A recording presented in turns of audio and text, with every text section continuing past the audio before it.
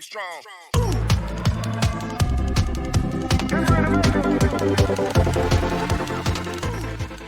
On their way, they meet up with Huiwen and Hyunseong. She also heard his declaration, which has made quite an impact. He asks them about their health, and she replies that she is fine, but Hyunseong is a little injured. He thinks Hyosneong has begun to take his first step in succeeding Master of Steel's story, and he can tell that he has grown much more vital and isn't bluffing. He is probably one of the top 5 strongest incarnations in Seoul Dome. He thinks how powerful someone is in the star stream has nothing to do with their strength or their proficiency with a particular skill, but it's because the source of their power comes from their story. He recalls reading something along these lines in episode 51 of TWSA. He is ranked as the strongest incarnation there because the stories he has obtained in this round are all near impossible. Huiwen tells them that Tier 5 monsters will attack them soon and asks if the other incarnations will be okay with this. Dokja says they will be fine as long as they are there, and they are excited to defeat the leader of the Salvation Church. They think they need to kill him to complete the scenario. Hyunseong asks Dokja if he already knew it would happen, and he replies that he would be lying if he said he didn't expect this. Even if they have a lot of new incarnations who only recently joined them, and even if the Salvation Church is causing all this ruckus, the majority of the incarnations in Seoul are the ones who have been there since the beginning. All they need is a little momentum, and they will be ready to bring down the Salvation Church. Pildo says Korea is done for now, and all the people in charge of giving him back his land must be dead. Jihai asks him if this is all he cares about when all this is going on. He then asks Dokja if he will not save Sangha since last he heard that she was being held captive by the leader of the Salvation Church. He replies that they will get to it, but not right now, and he knows that even Nirvana wouldn't dare lay a finger on someone affiliated with the Olympus Nebula unless they want to start a war between the nebulae. Suddenly, the attribute windows appear before everyone, showing the second hint that the 9th most potent incarnation in Seoul Dome is currently Insect Boy Gilyon Lee. He seems happy to hear that he is 9th, while Jihai is shocked that a little boy is stronger than her. Dokja asks everyone to stop chatting and get ready for a battle. The fact that the second hint was revealed means the second wave of monsters should be coming soon. He tells everyone that they need to put an end to this within 4 hours, and if they take any longer, Tier 4 monsters will start appearing. He asks Hyunseong and Pildo to stay there to form a line of defense with the other incarnations. Pildo says he will claim ownership of Gwanghwamun once this scenario ends, and Dokja asks everyone to follow him. Soon, they reached a dome that seemed to be built by the Salvation Church. A man appears there, calls other incarnations their enemy, and asks why they should take up arms to fight among themselves. Ji-won recognizes him and tells Dokja that he is the neutral king, and he thinks he must be using voice amplification skills. The neutral king exclaims that he understands why they had to come all the way there. But whether they are with the Salvation Church or any other group, they are all nothing but helpless humans.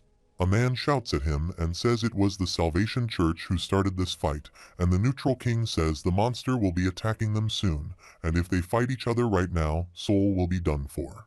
He also suggests they should sacrifice the most powerful incarnation among them. He exclaims that they will now bring out the 2 heroes who have willingly risked their lives for the Seoul Dome. They are the most likely candidates for the 2 most powerful incarnations there. Dokja and others are shocked to see that Nirvana and Younghyuk have already started fighting. He tries to go and stop them, but the character, Ildo Jeon, has activated the stigma, fair duel, and entry of incarnations who are not part of the duel is prohibited. He never expected him to have used Gwanghwamun's stigma.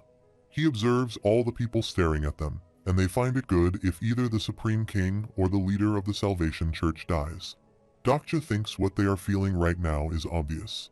All humans are cowards, and Nirvana knows precisely when people reach the peak of their cowardice. It is when they hope for a future that never comes, so he orders Jihai and Huiwen to kill Ildo Jeon. Meanwhile, Dokkaebi appears there, and it looks like something interesting is happening there.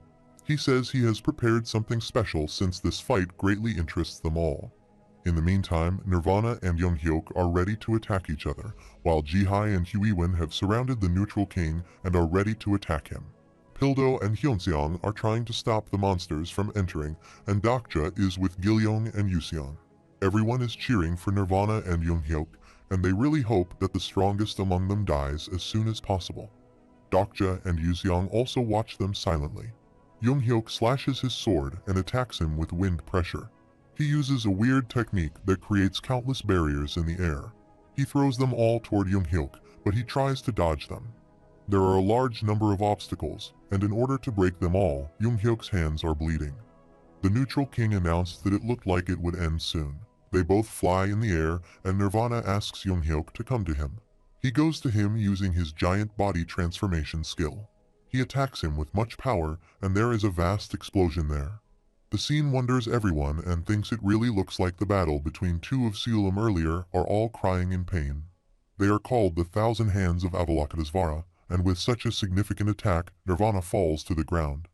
Dokja is enjoying the situation and thinks he is slightly disappointed by the notification that he is actually T's most powerful incarnations. A giant body has been created there, which stabs through one of Nirvana's barriers, and the body is joined with HHE strongest there. He then jumps on a roof, calls Seong, and asks her to come out, saying he knows she is watching him. A black hole opens in front of him, and she emerges, asking how he knew about this. He replies that there is no way she wouldn't have come after hearing Tae megaphone, and he is not feared that the constellation Abyssal Black Flame Dragon bears his teeth toward him. He finds out that the Black Dragon has become her supporting constellation, and she asks him why he wants to see her when she has fun watching them all. Dokja asks her if she is just there to watch when she should think of how to complete the scenario. She asks him if he knows about the strongest person among them, and asks him if he is Jung-hyuk or Nirvana. However, they know that the world will reset if he ends up dying, and they can't have that and think it must be the leader of the Salvation Church. She flips her knife and says she will just kill him, and Dokja tells her that Nirvana is not the strongest either. She then asks him whom she is supposed to kill, and Dokja remains silent on her question. She understands what he is trying to say and is shocked to know he is the strongest. On the other side, Jung-hyuk and Nirvana are still fighting, and he seems to be losing because he is badly injured. Dokkaebi appears there and says it looks like this is going to end sooner than expected, and they ask each other what the point is in giving them hints when it ends too early. They try to reveal to the people a little sooner about the 8th, 7th, and 6th strongest incarnations among them, Sangha, Pildo, and Huiwen, respectively. People are surprised to hear about them, and Huiwen seems happy that she is the 6th, while Jihai doesn't seem happy at all. She then offers her to spar a little after they deal with the neutral king. She refuses her, saying her supporting constellation likes her quite a bit, so they can't spar with each other. The neutral king asks Huiwen how she broke free from the skill Thought Infection, but she kicks him and says she is asking questions there. He warns him to kill him if he doesn't undo his stigma there, and he replies that even if they kill him, his stigma won't be undone. Huiwen tries to call Dokja and tells him about the situation, but he is not with Yuseong and Gilyong. The monsters start entering the church, and it is revealed that the 5th strongest incarnation in the Soul Dome is Pure Steel, Hyunseong Lee. Pildo asks him why they call him Pure Steel, but he replies that he doesn't know about this. He then punches an insect and throws it away. He wonders if things are going according to Dokja's plans. They were informed that the 4th strongest incarnation in the Soul Dome was the Black Flame Empress, Seong Han. She is not impressed that she is the 4th one, and she asks Dokja, who has been stabbed, if he is really going to die like this. Now, she is the 3rd strongest because he has died. She then starts observing his body and thinks he is not all that bad looking. He asked her to stab him, so she did, but now she thinks she shouldn't have done this. Meanwhile, she heard Dokkaebi's voice from behind, and he was about to announce the top 3 strongest people among them. The constellations are curious to know about them and are wiping their head in curiosity. Jung-hyuk and Nirvana are still fighting, but Jung-hyuk feels like his body is falling apart due to the effects of giant body transformation. He remembers his constellation asked him not to use that skill until his stats were in 3 digits. He can't keep himself on the path he walks even if he were to put everything into it, and his body is about to shred away with his giant body transformations. He lands his last attack on Nirvana, and he falls to Tae ground badly with his 1,000 arms. Jung-hyuk thinks he can kill him and thinks he would have had to succeed in some melee skill because of Dokja. In the meantime, he is notified that his advanced mental barrier skill has reached its limit, and Nirvana's thought vaccine skill infects him. He feels like a large number of people surround him, and he thinks it is a skill to be used against Nirvana's thought of infection and eternal poison skill, but he has been affected again. He falls to the ground before him, and Nirvana uses his skill, 108 worries, on him. He is notified that the skill begins to gnaw at his mind, and Nirvana says he is the only person who can understand him. He then asks him to let go of everything and become one with him. Young-hyuk is deeply concerned about his skill's impact and thinks abandoning this round won't make the next round any better, and it very well could be the case that he is about to abandon this world. Dokja says the only world where he can live to see it ends as a human being. 1,000 hands surround Young-hyuk, and he is staring at Dokja, who is watching him smilingly. After some time, he got out of Nirvana's skill, and Dokja asked him to rest for a minute. He activates his first-person main character Pav skill, and Nirvana is shocked and wonders how he managed to break through 108 worries. He clenches his fist and thinks this is the real first-person main character's Pav, and this overflowing power feels great, encompassing his entire body. It fills him with such confidence that he feels like anything is possible, and the fact that he managed to possess Young-hyuk must mean that Seong did as she was told. Dokja is still alive in his thoughts and thinks if it all goes as planned, then the time he has left until his life really ends is about 5 minutes. In the meantime, Nirvana Mobius is currently activating the skill 108 Worries Level 2. But Young-hyuk's fourth wall has nullified the effect of 108 worries. Nirvana is shocked to see so much aura coming from him and asks him who he really is. Suddenly, Young-hyuk moves and the blink of his eyes reaches Nirvana in no time and punches his face. He falls back to the ground at a great distance and is badly injured. Young-hyuk says it is ironic not to understand death despite having died so many times. But death happens only once, and Young-hyuk says he can never live in the present, but he goes on preaching about living in the present. Nirvana asks him how he knows so much about him, and he punches his face and asks why he can't know about him. Dokja is in Young-hyuk's body and says he knows why he wants to become one with him, why he is leading the church, and what his end goal is with everything he is doing. Nirvana calls him a fool and says he doesn't know who he is, but this won't change anything. He says Young-hyuk will die even if he kills him, and no one can change the inevitable doom that the scenarios have set for them. He exclaims that tragedy will repeat itself repeatedly, he will be reincarnated again, and Young-hyuk will regress again. In the meantime, the notification appears that the third strongest incarnation in the Soul Dome currently is the Supreme King Young-hyuk.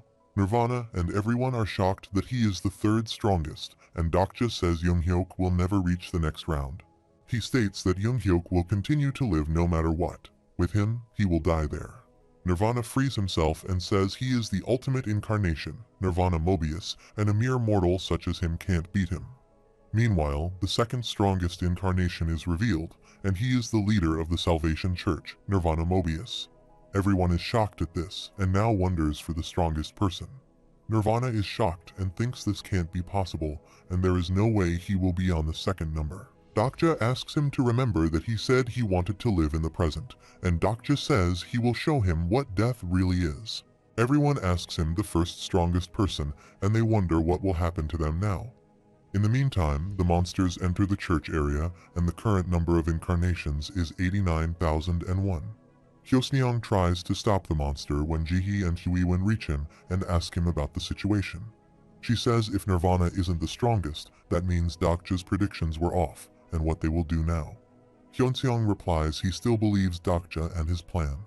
Dokja again punches Nirvana, and he asks him if he is going to show him his ridiculous death. He says he can't die no matter what he does, and he can never experience what it is to truly die.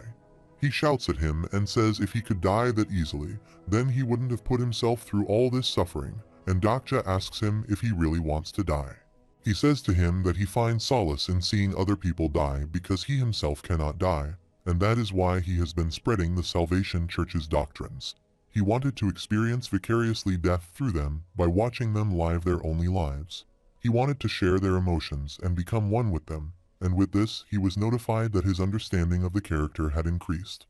Dokja asks him why he wants to become one with Young-hyuk, as he believes he can erase his existence by becoming one with Young-hyuk. He reveals that reincarnation is a stigma that belongs to the highest of the constellations, and for them to undo its effect, he needed the help of an even more powerful constellation. Nirvana says it seems like he has severely underestimated him and asks him to kill him now since he is not afraid of death. However, he asks him to remember that he will come back to life over and over again, and when he does, he will kill each and every one of his companions and have them suffer the greatest pain known to mankind, just as he did to his mother. Dokja is shocked to hear about his mother and asks if he met his mother. His personal skill, the fourth wall, is shaking, and Nirvana replies she was quite an admirable mother, and he took great joy in making her submit to him. He exclaims that he enjoys nothing more than corrupting the heats of honorable people, and Dokja is astonished to hear this. Nirvana laughs loudly and says he has him now. With this, he uses his skill of 108 worries. He laughs and says he still remembers so clearly how she squirmed as she begged him to spare her life. Dokja is shocked and thinks his mother wouldn't have done that, but his personal skill, the fourth wall, is shaking violently. After that, the skill surrounds him, and Jung-hyuk listens to some voices where someone calls him and asks him to save the world. Meanwhile, Nirvana appears there and says he has finally accepted him, and he can see that Dokja is also there and is coming toward him to become one with him. Dokja is inside Jung-hyuk's soul, and he must have snuck in there while the fourth wall was shaking. Nirvana says it was a mistake for him to come there, and Dokja thinks the rule of probability very loosely applies when he is inside someone's soul. This means that Nirvana can freely use the powers of the stories he has accumulated over the years. He then turns into a beast and surrounds Jung-hyuk. He introduces himself as Nirvana Mobius, and he is the one who guides lost souls to the state of Nirvana. Dokja asks him if he knows how reincarnation works, and says his soul cannot travel to the underworld when he dies because it is bound to Mandala's protector. By the laws of the high constellations, his soul just repeatedly possesses an empty vessel, which was birthed at the moment of his death. Dokja reveals that he is not immortal and may have had many bodies until now, but he only has one soul. Nirvana calls him nonsense and is about to attack him using his thousands of arms, but he is shocked to see that they can't touch Dokja. He asks him about what he has done, and Dokja thinks if they were out in the real world, his body would have been torn to pieces from that attack. But that is not how things work there, and he controls Jung-hyuk's body right now. This means that they are currently inside Jung-hyuk's soul as well as in Dokja's. He then activates his personal skill, the fourth wall, and tears away Nirvana's stories. He is surprised to see that the fourth wall is inside his soul and Nirvana cannot reach him with this skill. He asks him about what he has done and asks him to let him out of this. He reads some lines written on the fourth wall that if he keeps recanting because this world existed, he will just erase the world from existence. He is shocked to see the lines written there and shouts loudly, saying this can't happen. He asks Dokja how he knows all this. Dokja says there is no need to go to the end of this world, and he will die there. After that, a notification appears that Nirvana, the reincarnated, has finally reached the end of their one life, and he will be faced with the true death for the first time in his life. Nirvana laughs at this because this is when Nirvana realizes that this is the moment they had been waiting for, and it is something he has always wanted. His body then shreds into pieces, and he shouts at them, saying he doesn't like this. However, he can't say those words as his mouth has been scattered to pieces, and his arms, reaching out in desperation, fade away effortlessly. He shouts and begs them not to kill him and tries to tell him about his mother's secret. He asks Dokja to spare his life, but in the end, Nirvana ends up neutering the words they had despised the most in the world. After that, a light comes out of the fourth wall, and he is notified that the fourth wall has consumed the character, Nirvana Mobius, and he thinks the wall is reacting differently from when he killed the boss of the theater dungeon. After that, the fourth wall smiles contently and looks at him with a jealous gaze. He now realizes that he doesn't know what the fourth wall is exactly, and it's fine that it killed Nirvana, but he wonders what comes next. Some words appeared on the wall, and the thought ran through Dokja's head. He wonders what would happen if he ends up being consumed by the wall someday as well, and with this, he is notified that the skill, 108 Worries, is deactivated. Jung-hyuk comes into consciousness, gets up violently, and can see Nirvana's dead body in front of him. Dokkaebi announces that the scenario is near its end, and he will now announce the strongest incarnation. They are watching him when he is about to announce the name. Meanwhile, Jung-hyuk has reached its limit and becomes unconscious. On the other side, Dokja has really died, and with this, the scenario has ended. 2 days later, Yuseong and Gilyong are crying near his corpse, and 2 men are digging the grave for him. They hold a funeral for him, and Jihai asks if he is really dead because something like this happened a couple of times before, but he was alive. She looks for her master and is sure that he can bring him back to life. They can't find Seolhwa too, and Jihai asks him to wake up and says it was just a prank. Jiwon tells her he is the strongest in Seoul Dome, and they must continue living without Dokja Kim. He is watching them crying over his corpse and thinks if this was TWSA, something like this would be on the pages. He is just glad that he is able to watch them from the third-person observer's viewpoint and thinks it would have been better if he had used the first-person perspective. But it won't work because he was too immersed in Younghyun. He believes it would be quite a sight if he broke out of his coffin about now, but his attribute has too long of a cooldown. He still needs to wait 72 hours until he can be resurrected, and this is the attribute he earned in return for giving up the king of no killing in Peaceland. 8 lives is an attribute that can only be obtained by drinking the liquor brewed from Yamada no Arachi's flesh and blood, and it literally gives the user 8 lives. It is revealed that each of Yamada no Arachi's heads has a special ability, and he can earn one of the 8 abilities when he is resurrected. He is notified that the first head of the serpent has been put to sacrifice, and the head's special ability is popularity. The skill doesn't seem all that bad if he looks at it, but the problem is that it has a cooldown, unlike the king of no killing. He still has 1 whole day to go, and the next scenario is about to begin. They are burying his coffin, and the people call him Ugly King, which makes him angry. Hyoseong and Pildo are also sad and are sobbing over his death, and Dokja thinks he should change his perspective because if he keeps watching any longer, then he will feel too sorry to come back to life. He then goes to Sangha and Younghyuk, where she asks him about Dokja. She is shocked when Younghyuk tells her that he is dead, but he will come back to life. She asks him how he will return, and Younghyuk also doesn't know about this, but says there is no way he would die like that. He clenches his fist and says Dokja has to come back to life, while he thinks it would have been a touching moment if it weren't for those veins on his fist.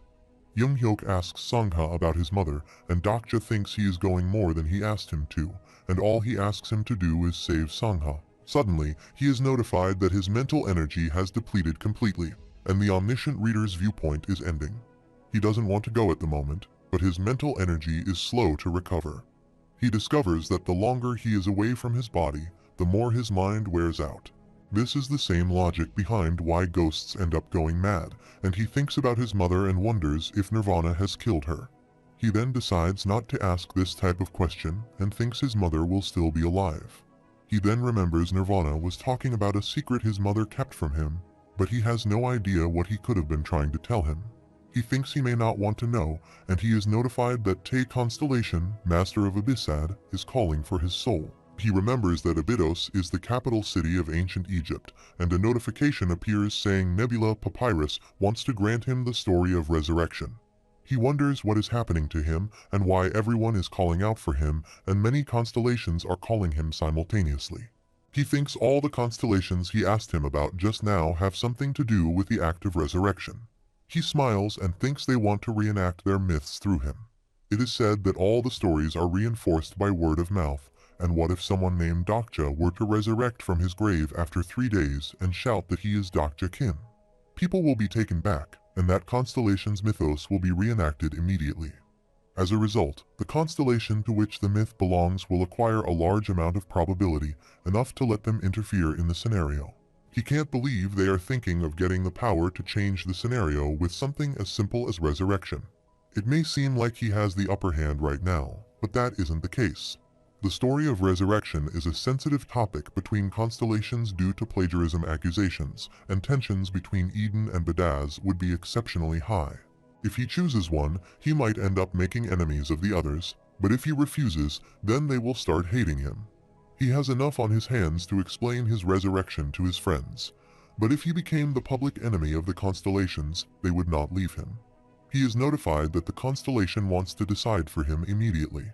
Still, another constellation, Queen of the Darkest Spring, insists that the incarnation's decision matters the most. He wonders why Persephone is taking his side all of a sudden. Suddenly, he is shocked that the Queen of the Darkest Spring constellation offers to invite him to a banquet. Meanwhile, a dokkaebi recommends that he go to that banquet, and he gets him ready right away since it's a momentous occasion. He hurriedly changes his clothes, while his remaining cooldown time is 23 hours and 54 minutes. He thinks there is more than enough time, and it's a bit earlier than expected, but he would have to go there at least once. After that, the constellation Bakhmut is currently underway, and the Queen of the Dark Spring has invited him to the constellation banquet as her partner. Dokkaebi tells him that a delegate of the constellations who invited him will be there soon to pick him up.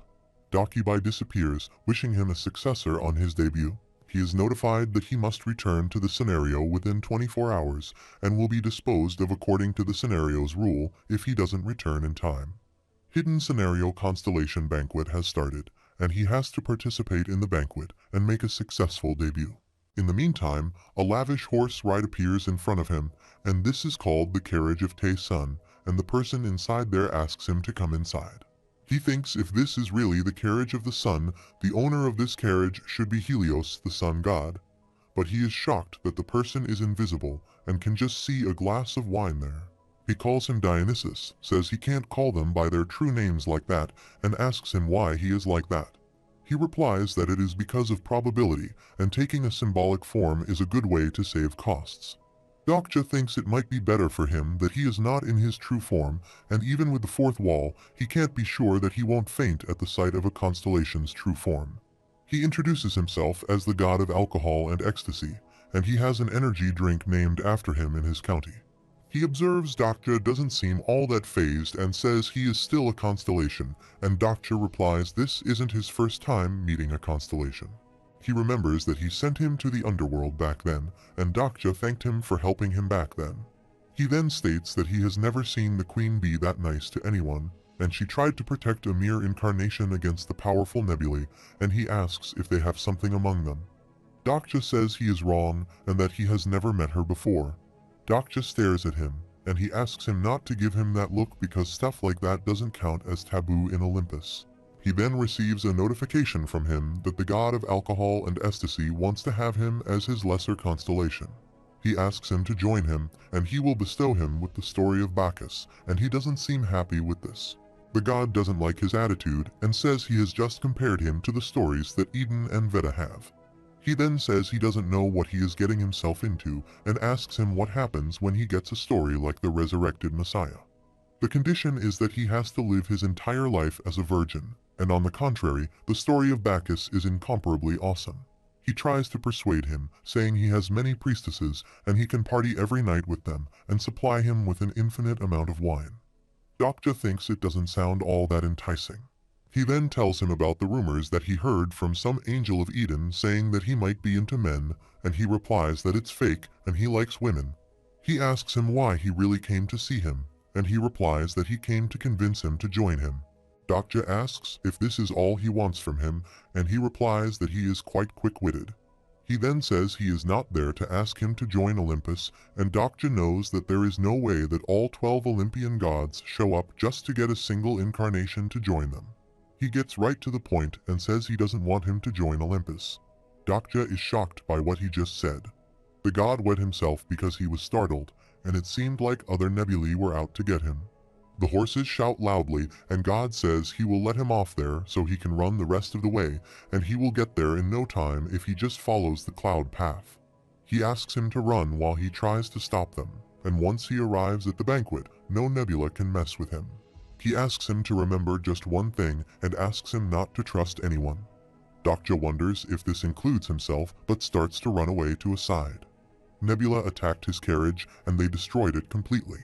Dokja runs with his full might, and after some time he reaches the gate of the banquet.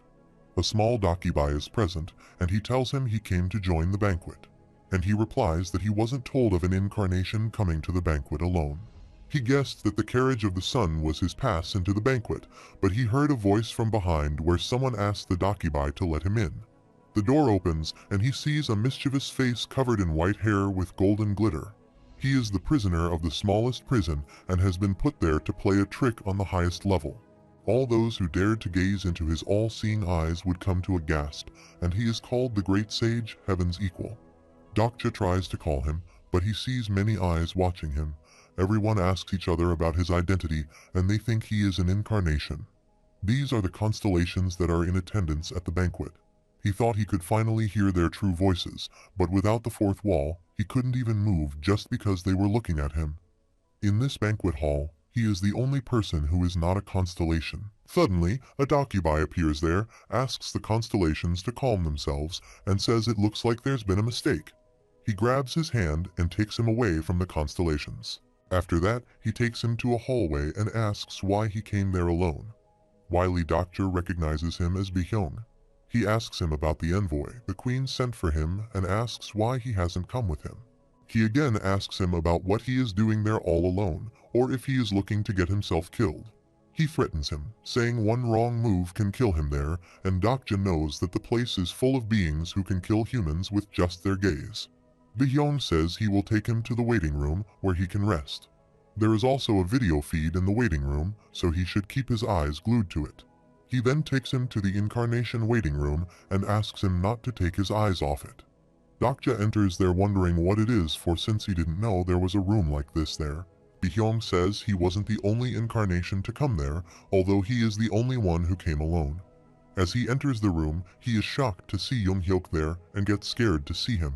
He remembers that the constellation banquet is mentioned quite a lot in TWSA, and this is the place where Younghyuk comes to cheat the constellations by using regression, and it was natural that he was on the guest list.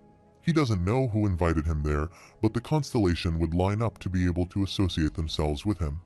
Several countries are running together this banquet: the Seoul Dome, the Washington Dome, the Moscow Dome, and the New Delhi Dome. He guesses that a presentation is being given by all the domes who made a lot of progress as of late, and it feels like Younghyuk is his 24th regression. Younghyuk asks him what he is doing there, and he replies that he has the same reason as him. He then asks him when he is coming back to life, and he replies that he will be alive tomorrow. Younghyuk tells him that the others are worried about him, and he apologizes to him for that. Everyone is watching the video, which shows the promotion of the mid-level dokkaebi as the representative of the low-level dokkaebis. Baehyung gave a speech to thank all the constellations who had listened to his story. Dokja observes this, and this is why he asks him to watch the feed. Baehyung announces that half of his achievements were possible because of an incarnation who has been rather active in his channel. He wants to deviate half of the honor to that incarnation, and the other half will be dedicated to a child who will born soon. Younghyuk angrily gets up and asks him about something, but he calmly replies that it is the only way. He asks if he knows what he has done and how it will affect Yuseong's life. Dokja says if she's incarnated as a dokkaebi, at least she won't die a ridiculous death. He says the management center is the safest place until the Starstream goes under. Meanwhile, a woman appears there and asks Dokja about his identity, saying she has heard a lot about him. He didn't expect her to talk to him first, and he shook hands with her and called her name Selena Kim. She asks him if he knows her already, and Dokja says he has also heard about her that she represents America. He uses his personal skills to check her character profile, but it says only the pre-selected information will be displayed for user convenience. Dokja already knows that she is Selena Kim of the Washington Dome, a member of anicap's and one of the 100 strongest people from TWSA. The king of no-killing attribute that he once had was supposed to be hers, and he asks her if anicap is with her. She tells him that she wants to come, and if she had known he would be there, she definitely would have. Dokja is in fact happy that she isn't there because if she were, things would have gotten more complicated. Younghyuk interrupts them and asks Selena to tell Anna to watch out for herself. She replies that he is just like Anna said. During the last round, anicap betrayed Younghyuk and must have seen what she did to Younghyuk through her past sight ability. After that, a girl calls him a weird-looking one from the Korean Dome, and she asks Dokja if he is the representative of Korea.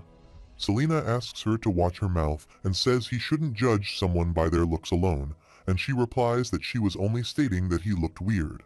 Dokja asks her about who she is, and he knows that she is the representative of Russia and he has an idea who she is, but he doesn't want to let her on that he does. She was one of the characters he despised in TWSA, and she is shocked that he doesn't know her and calls herself Iris Vladimirovna Rybizova. Dokja replies he doesn't know her, and Selena says she will introduce them to each other. She states that she is Iris Russia's representative and is known as the war god of the Red Square in Russia. She then introduces Dokja to her that he is Dokja Kim and is representing Korea there, and asks him about his nickname. But Dokja interrupts and says he doesn't have any nickname yet, and he remembers being called the Ugly King.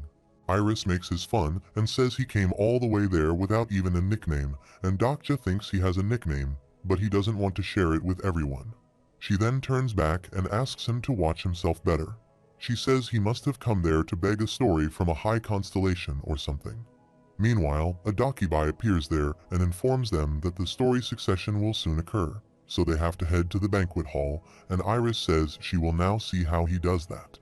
Dokkaebi informs them that they have prepared temporary seating in the banquet hall on the first floor and asks them to remember that the first floor only hosts historical constellations.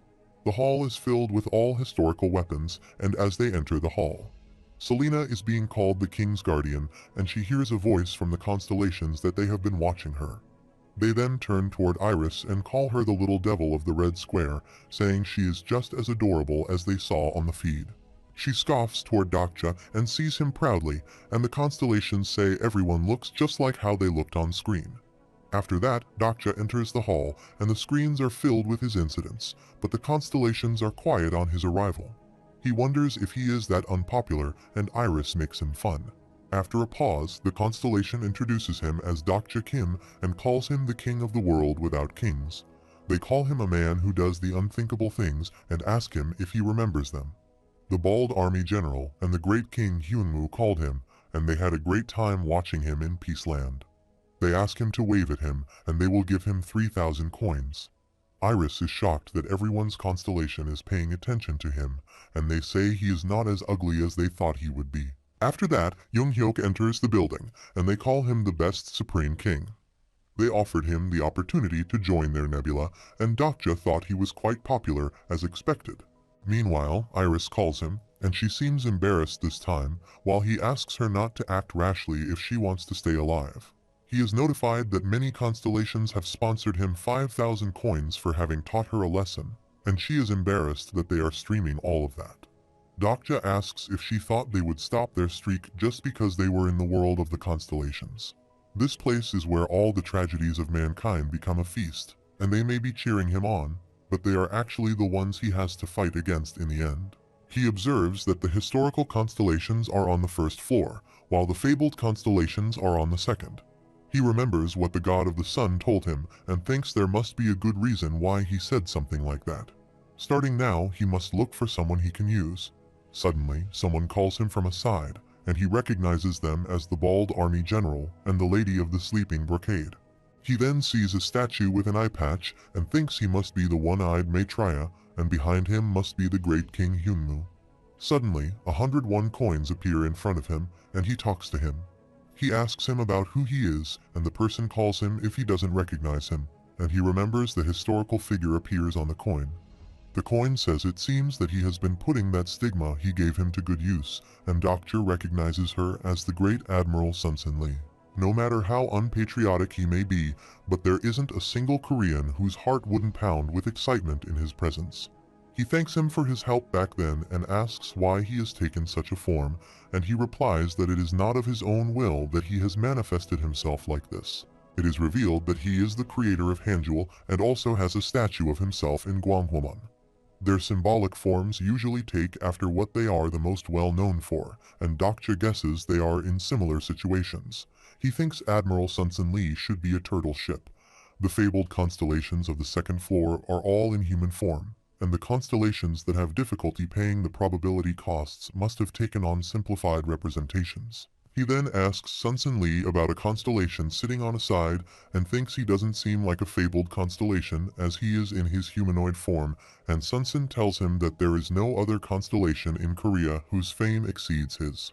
He is the most powerful historical constellation, and he has achieved his status by his feats independent of the fame that history brings upon him. He asks Dokja if he has heard about Goryeo top swordsman, and he hears that stories about him have been rather popular these days. Suddenly, some ghost constellations appear there, asking everyone to get out of their way and saying the queen wants an audience with him. Sunsin says he must be quite popular because he didn't expect them to take him up to the second floor, and Dokja sees Young-hyuk heading upstairs just as he expected. Sunsen instructs him to watch himself upstairs, and he follows the ghost's guards. On his way, he hears Goryeo's voice, and he calls him just as pathetic as the rest of them. He asks him if he thinks he would grovel at the feet of those on the second floor, while the ghost guards turn back and ask what he meant by this. He replies that he is ready to lay down his life whenever it is called for and is ready to attack them. The ghost asks him not to be proud just because he is on the level of fabled constellations and calls him a parasite living off their fame. Dokja thinks the underworld judges may be on the same level as fabled constellations, but they maintain their status based on Persephone's stories. Meanwhile, Goryeo says he doesn't know what brings them all the way there and angrily asks them not to act out of line because the creation gods of this area have vacated the premises. He is about to attack them when the queen appears there, asks them not to cause unnecessary conflict, and asks Goryeo to learn to keep his manners. She then smiles at Dokja and says they have met after a long time. Dokja thinks she has taken Songha's form again, and she takes him to the hall and says she noticed that he did something pointless while he was in Tartarus. He sees the great sage, Heaven's equal, sitting on a sofa and wonders if he has always been like that. He thinks it admirable that he gets the arrangement on the second floor, where Queen offers him to sit at a table with her. To the east is Olympus, and to the west is Veda, and to the north are the constellations of smaller nebulae, like Great Sage, Heaven's equal. To the south is Eden, and they are easy to tell appear since they all have wings. However, he is surprised to see an angel wearing a black dress and wonders why she is dressed like the devil. He remembers something from the devil and wonders if she is one of them. He then calls the queen and asks her permission to ask a question. He asks her if there is a constellation there that goes by the name of Secretive Plotter. At the same time, the dokkaebi announces the start of the story succession, and he asks all the incarnations to move to the secret room. Everyone enters their selected doors, and Dokja thinks about the queen's answer from earlier.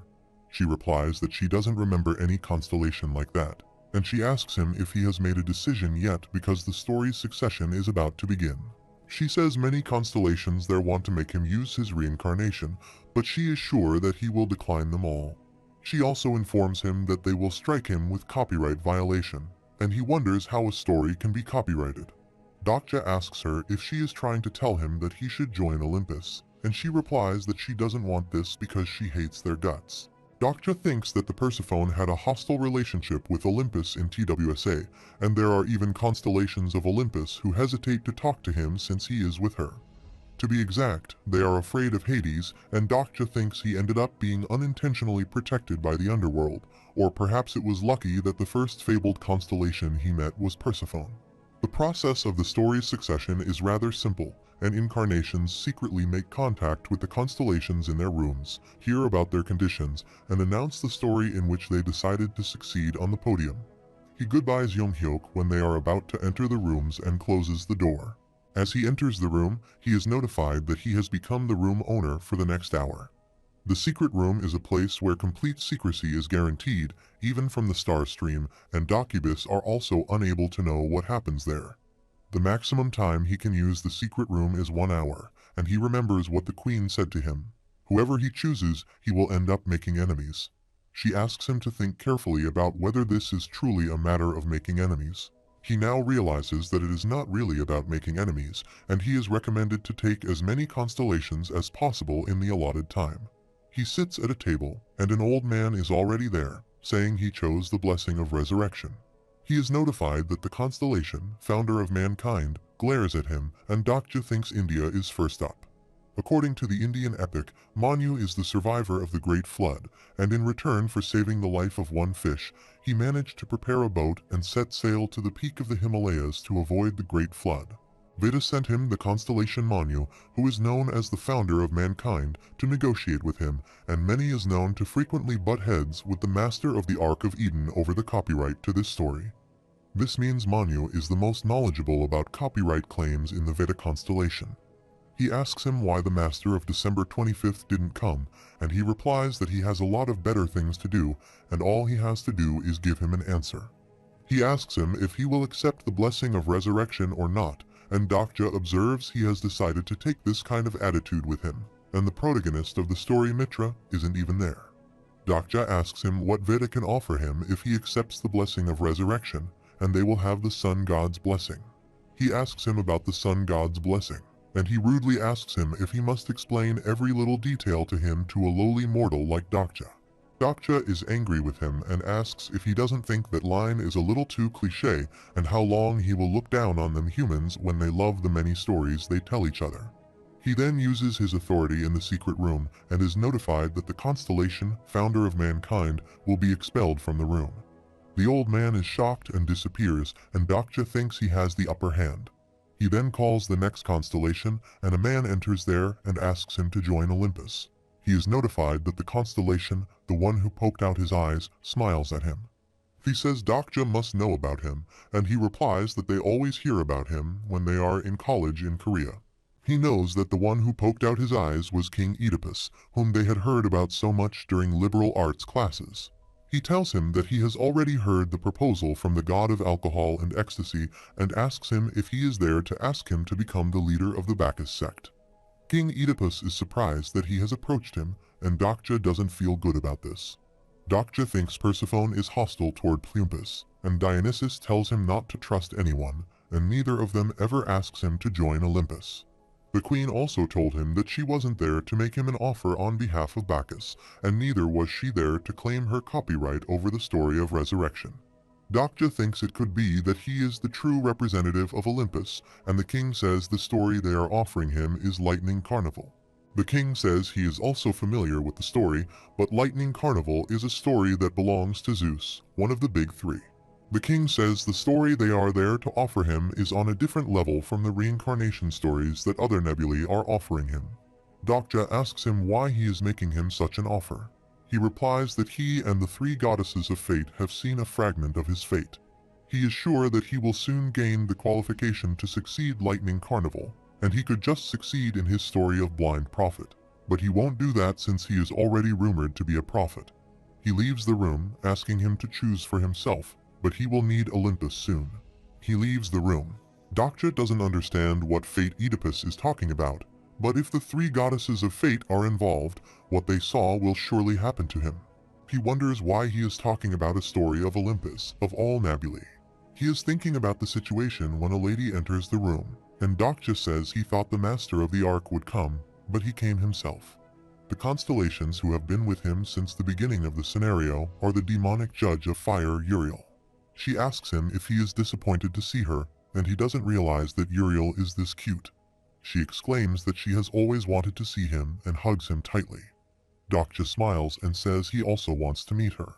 He asks her if she has come there to ask him to choose the Messiah's path. She praised him, saying she wanted him to do this because he was very good looking. She asks him if he will accept Eden's story, and he replies that he will have to think about that. She exclaims that their story is best, and the other stories don't even compare. He thinks the Messiah's path is definitely one of the top reincarnation stories, but he tells her that he will lose something important if he chooses that story. She knows that she will end up a eunuch if they choose their story, and Dokja doesn't think this would be enough to convince her. He wonders if his becoming a eunuch is a big problem for Uriel. She tells him that Metatron will ban him from using the internet for a month if he doesn't manage to bring Dokja to their side. She asks him if he can find a different arrangement he can explore. She then asks him not to worry about becoming a eunuch, and they will find a way for him to. Dokja refuses her, saying he doesn't want to be a eunuch, and she says she will make it so that even if he is a eunuch, Dokja uses his authority and calls the next constellation. Many other nebulae visited him after that, and the historical constellations of Korea gave him words of encouragement. He told him that he was their last hope for their world and asked him not to bend his will. But they didn't want him to join any particular nebula. After that, Dokkaebi announced the result of the succession, and first was America's Selena Kim. She decided to succeed Indomitable Aegis, given by Constellation's last conscience. Dokja already knew she would choose Olympus, and he remembers what the queen asked him earlier if this was a matter of making enemies. He thinks she must have meant that she should make a choice that encompasses all reincarnation stories, that he has more than one life, and that there will be others who want him to succeed in their reincarnation stories the next time around. He thinks he will never give up on their story of being the first reincarnation, and if he directly succeeds in their stories, he will become their subordinate. After all, the relationship between constellations and incarnations isn't fair. Meanwhile, Dokkaebi announces the next successor, the Supreme King of Seoul. Dokja thinks he doesn't trust anyone, but that only applies to constellations, and there is actually one person whom he can trust there. Before Jung-hyuk is about to say something, Dokja interrupts him, grabs his hand, and announces that he has something to say to them all. He thinks about the succession, which is never fair because it takes the form of sponsorship. All the constellations pay attention to his outburst, while Dokja thinks the constellations and incarnations are not on equal footing to begin with. He announces that they have decided not to succeed in their stories and they will buy their stories. It is revealed that the fabled constellations look down on historical constellations because they are of a higher rank. Nebulae look down on independent constellations because they belong to a group. He asks them if they want to sell their stories to Jung-hyuk and him, then they have to make a deal with their nebula. Jung-hyuk talks to him through Midday Rendezvous and asks what he is doing, and he is surprised because he didn't realize they still had time left on Midday Rendezvous when they got it so long ago. He replies that this isn't the first time something like this happened, and he should be used to it by now. He also exclaims that it's not a bad offer for him, and he knows that he can't succeed in any of the constellation stories. Jung-hyuk is shocked and says there is just no telling how much he knows, and Dokja knows that he doesn't succeed in any stories in the original novel. The regression constraints can turn back time through death. In return for that ability, he is not able to succeed in any constellation story. Meanwhile, Dokkaebi comes to them and asks if they really decided to start a new nebula, and Jung-hyuk agrees with him. The queen laughs at his decision and says this is why she likes him. Meanwhile, other constellations are disappointed in him. Uriel also supports him and says this is a good thing, but the question is, they haven't even reached the state of the constellation. How can they start their own nebula? They ask Dokkaebi if it makes sense, and he replies that the star stream has acknowledged incarnation Dokja Kim to be worthy enough, and he is a king of the world without a king. He also broke the throne, which held the other world's divine powers, and he fought against a miracle. He was called a fable, created from his attributes a long time ago. Now, some constellations are favorable toward him, but they are surprised to see a notification that he is the one who scorned a storyteller. He grabs the Dokkaebi by his collar and asks what he is showing to the constellations, and he replies that there must be something wrong with the video. Other constellations laugh at him and call him a craze incarnation, and he has also achieved a non-existent story. He has established a total of 4 stories, and the star stream has acknowledged his accomplishments.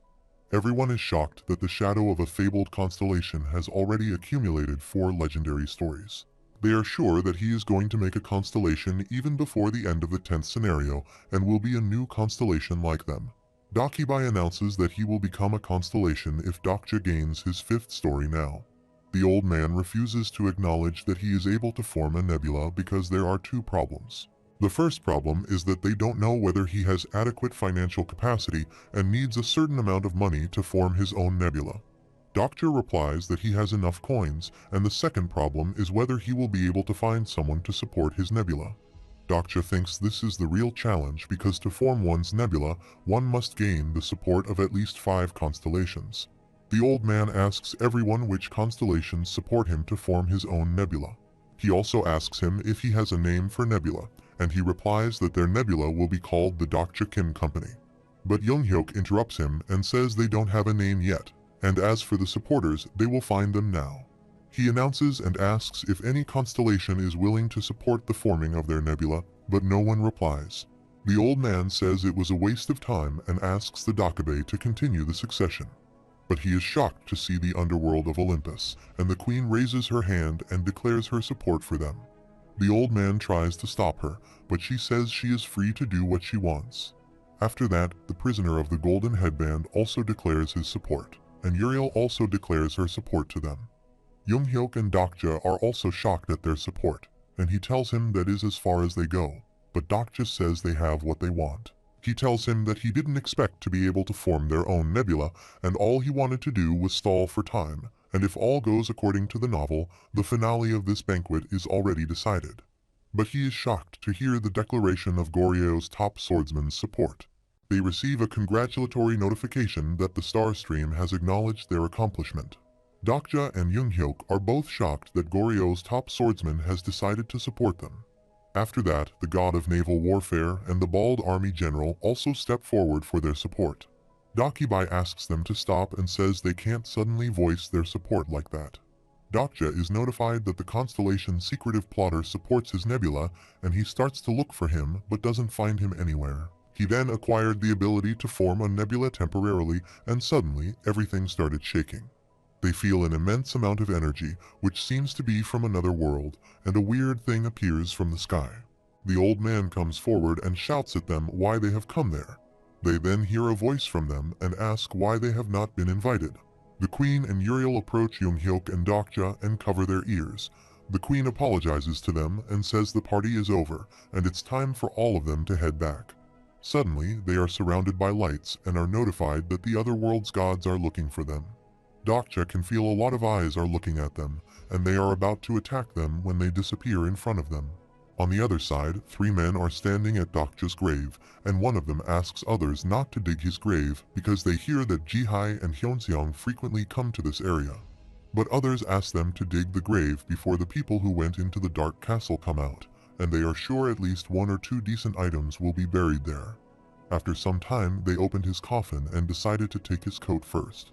But soon, he gets scared to see Dokja put his hand on his shoulder and gets up. He is notified that someone has acquired 5 stories, and a new constellation is born in the night skies of Seoul. Everyone is surprised by the notification, while Jihai is running to the side of Gilyong and Yuseong and says this is not important to them right now. They are running from monsters and seem to be in a terrible state. They are currently in the Dark Castle and are hiding from some monsters. They are notified that an ancient magic barrier has formed on the first floor of Dark Castle, and a special barrier will be active for the next 30 minutes. A Trier 5 demon Dark Tracker is chasing them, and Jihai thinks this thing spells big trouble for them, but the real problem is Demon Viscount Naslok. Yuseong asks her what they should do now because they don't have any more monsters they can call to their aid, and Jihai asks them to think since they still have 30 minutes.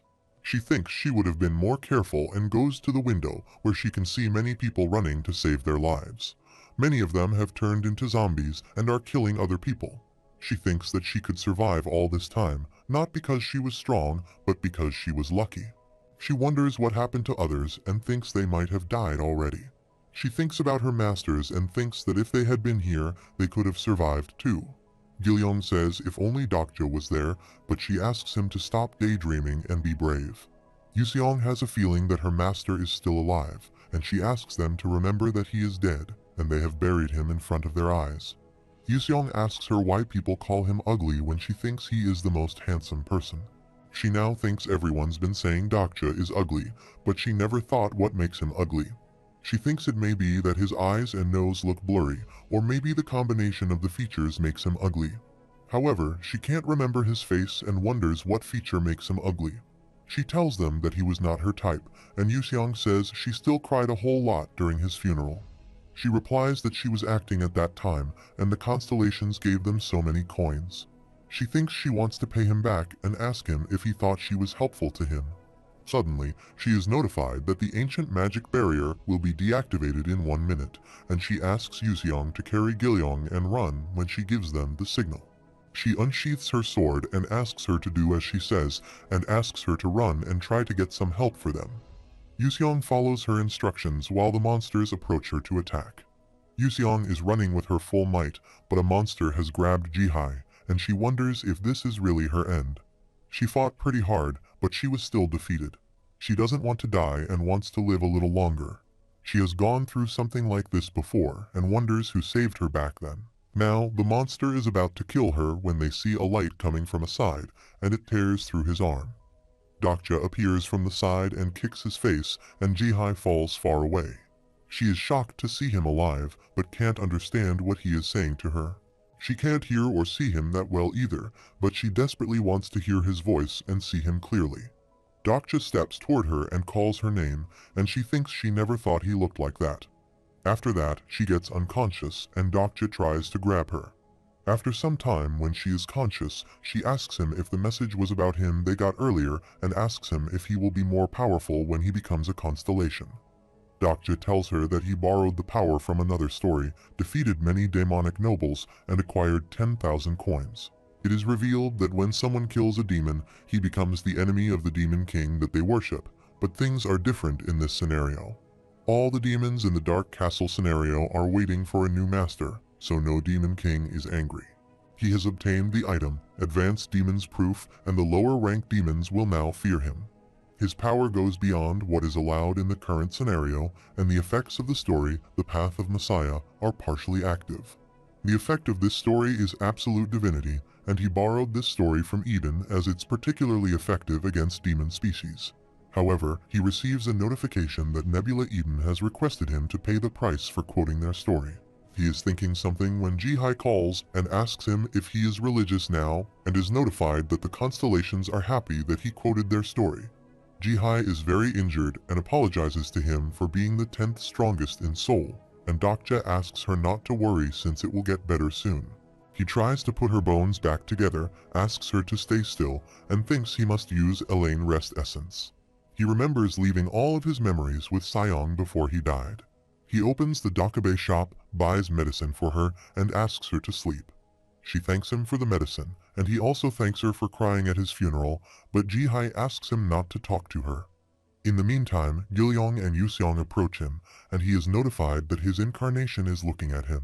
She runs and hugs him, and he apologizes for being so late. He thinks if it weren't for this feeling, he wouldn't have come running there when he got back. Yuseong tells him that he is late by a whole week, and he thinks he ended up reviving later than intended. On the other side, Sayong is lying on the ground in an injured state and wonders why he hasn't returned for a week. She thinks Young-hyuk is crazy strong. She wonders how Dokja will use someone like him. She then gets up and thinks the demons aren't the problem, but the real problem is Young-hyuk, who has attacked her again. She says the things belong to Dokja and asks him if he really wants to take them from her. He asks why Dokja entrusts her with his stuff, and she replies that he probably finds her the most trustworthy. Young-hyuk says it would be fine if he just killed her and held on to them himself, and she replies that he will be taking a loss by killing her, and this is what Dokja would think. He then puts his sword back and says if she ever brings him up again in front of him, then he will kill her. When he is left, she shouts at her constellation and asks why he didn't help her to kill Young-hyuk. The constellation, Abyssal Black Flame Dragon, protests that it isn't his fault. She then thinks it is not good that Young-hyuk took his sister with him upstairs and thinks Dokja won't like how things are going to turn out. However, Young-hyuk took all the proof, and now she might have to start from scratch again. The 9th scenario appears in front of them with a clear condition that they must hunt down the demons and collect 9 demon proofs to sacrifice at the altar leading them to the 2nd floor. She thinks all the major groups have already reached Tae's 2nd floor by working together, and she might end up losing her rank to her competitors if this keeps up. Suddenly, Hyunseong calls her from behind and asks what has happened to her. She tells him that she just got a little injured from fighting demons. Seeing how Hyunseong is there, she thinks Dokja's other friends must be here with him. Now, she is sure she can't take the proof that belongs to the main cast in their presence. But she is shocked to see 4 girls surround Hyunseong, and they ask her not to get any closer to her since it might be a trap. Sayong smiles and says it looks like he has made some new friends and is quite the ladies' man. He tells her that he lost his friends in Labyrinth. The girls interrupt them, ask Hyunseong why he is not listening, and say Sayong is suspicious. They ask him not to trust her since she looks weird. Suddenly, she observes something and activates her personal skill, search attribute. She then calls Hyunseong and says she didn't know that he played for the other team. He reveals that these girls are all tricking him and says he should know this already. The girls are angry at her and say she is lying, and Sayong asks if they are enjoying tricking a naive young man. Sayong tells him that if he keeps hanging around them, then he will lose all his energy to those men and reveals that they call themselves Pinkies. They sound like some idol group, but they are all men in their 40s. They use disguise and forbidden charm to exploit highly ranked incarnations or kill whoever is weaker than they are. She thinks people lying about themselves to take advantage of others is more common in the world of TWSA. Plenty of people do much worse, so it's possible that these men are not irredeemable. She emits her aura and says she can't stand to see trash like they walk free, and she is about to attack the girl. Hyunseong tries to stop her and says they are not bad people, but she creates her avatars and asks if he wants to see something good. She removes clothes from her avatars and asks her to see him while Hyunseong sits on the ground and closes his eyes. She then runs behind the other girls and obtains their information. Achiak-yun, 41 years old, runs a coin farm. Takobang, 49 years old, consumed human meat and committed infanticide in the third round. The third one is Min Jayu H1, 43 years old, and she has raped a minor. She swiftly moves and kills 3 of them. However, she is unable to find the information of the fourth one and is about to kill her, thinking she is one of them. Meanwhile, Dokja appears there and asks her to keep her alive because they need her to clear this scenario. She smiles at him and asks what took him so long. He takes her to Jihai and others, and she asks him if he has become a constellation. And she is surprised that he can easily become a constellation. He tells her that it wasn't easy at all, and she asks him if he is going to be watching them from outside and donating coins to them. He replies that won't happen and that he needs to keep participating in the scenarios, and he doesn't feel any different either. She looks him around to check for any difference, and Dokja thinks he can now borrow stories and strike a deal with other constellations and nebula. Certain constellations seem to look at him differently now, and they seem jealous of his growth. He is lost in his thoughts when he is notified that he glares at other constellations and has spent 200 coins to send an indirect message. Seong also receives the notifications and asks him if this is him who just sent that message, and some constellations look at him in astonishment. She asks her if this was why he didn't find himself a supporting constellation until now, but it's too late for her. She glares at her constellations while the abyssal black Fane dragon cautiously looks at her. She then asks Dokja why he doesn't have a name yet, and he thinks it is because he hasn't created that many stories. Having no name when he has become a constellation is like being without a home despite having citizenship. He tells her that the 5th story is still in progress, and he will probably get his name by the time this story is wrapped up. She then praises him, saying he looks cool all of a sudden, and if he keeps this up, he will even end up beating Younghyuk one day. He opens up his fists and closes again, and is notified that he should be careful of the probability storm, and the star streak is currently evaluating his level. The star stream doesn't know how much probability restriction they need to put on him yet, so it will be fine as long as his evaluation is still in progress. He then tells Seong that he can beat Younghyuk if he fights him, but this can only happen now. He then asks her about the things he left with her, and she fulfills the contract with him. She exclaims that she felt so rich while she held on to these items, and he gave her 20,000 coins for her trouble. She tells him she has more than 600,000 coins and can't be satisfied with just 20,000 coins. He then turns toward Hyunseng and asks when she is going to let him go. She doesn't care about this and says they are not even her real naked body. After that, she lets him go, and Hyunseong seems in terrible condition.